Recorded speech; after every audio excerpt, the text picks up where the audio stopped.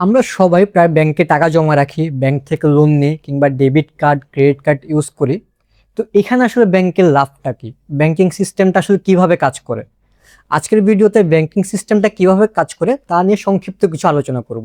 Bank মূলত মধ্যস্থতাকারী হিসেবে কাজ করে। ব্যাংক ব্যবসার মূল ভিত্তি হচ্ছে দুইটি, একটি হচ্ছে আমানত আর একটি হচ্ছে ঋণ। ধরুন আপনি ব্যাংকে 100 টাকা জমা রাখলেন, এটা হচ্ছে ব্যাংকের আমানত, এবং ব্যাংক হচ্ছে আপনাকে সুদের বিনিময়ে কিছু টাকা দিল, সেটা হচ্ছে ঋণ। ধরুন আপনি যে 100 টাকা ব্যাংকে জমা রেখেছেন, ব্যাংক আপনাকে বললো বছরে 4% করে আপনাকে মুনাফা দিবে। তখন আপনি 100 টাকা ব্যাংকে জমা রাখলেন এবং ব্যাংক সে টাকা কিন্তু তাদের লকারে রেখে দেয়নি, সেই 100 টাকাটা কিন্তু আরেকজনকে দিয়েছে, যার থেকে সে প্রতি বছর কিংবা প্রতি মাসে একটা নির্দিষ্ট সময়ের মধ্যে 9% ইন্টারেস্ট সহ টাকাটা আবার ফেরত নিবে।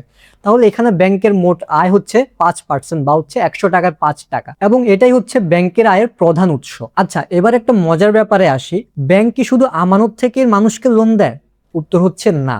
ব্যাংক নিজেও টাকা তৈরি করতে পারে। সেন্ট্রাল ব্যাংক বা আমাদের দেশের ক্ষেত্রে বাংলাদেশ ব্যাংকের নিয়ম অনুযায়ী কোনো ব্যাংক তার সমস্ত আমানত লোন হিসেবে দিতে পারে না। সুরক্ষার জন্য একটি নির্দিষ্ট অংশ ব্যাংক তার নিজের কাছে রিজার্ভ হিসেবে রাখে। ধরুন আপনি যে 100 টাকা ব্যাংকে জমা দিলেন, ব্যাংক ওই 100 টাকাটা আরেকজনকে লোন হিসেবে দিবে না। ব্যাংক সেখান থেকে 10% কিংবা নির্দিষ্ট একটা অ্যামাউন্ট রেখে বাকি টাকাটা 90 টাকা কিংবা 80 টাকা আরেকজনকে লোন হিসেবে দিবে। শুধুমাত্র ইন্টারেস্টের ব্যবধান নয়, ব্যাংকের কিন্তু আরো কিছু ইনকামের পথ আছে, যেমন হচ্ছে ডেবিট কার্ড, ক্রেডিট কার্ডের একটা খরচ, সেটা আপনি যখন ডেবিট কার্ড কিংবা ক্রেডিট কার্ড ব্যবহার করবেন, ব্যাংক সেখান থেকে কিছু টাকা তাদের সার্ভিস চার্জ হিসেবে নিয়ে নেয়, কিংবা চেক বইয়ের যে একটা খরচ আছে সেটাও আপনার অ্যাকাউন্ট থেকে কেটে নেওয়া হয়। কিংবা আমাদের দেশ থেকে যখন বাইরের দেশে কোনো টাকা পাঠানো হয় কিংবা কোনো ধরনের এলসি খোলা হয়, তখন ব্যাংক বিরাট একটা কমিশন পেয়ে থাকে। আচ্ছা, এখন একটা প্রশ্ন আসতে পারে, ব্যাংক যদি আমাদের টাকাগুলো অন্যজনকে ঋণ হিসেবে দেয়, সেক্ষেত্রে কি আমরা যত টাকা ব্যাংকে জমা রেখেছিলাম তত টাকা কি পুরোটাই তুলতে পারবো?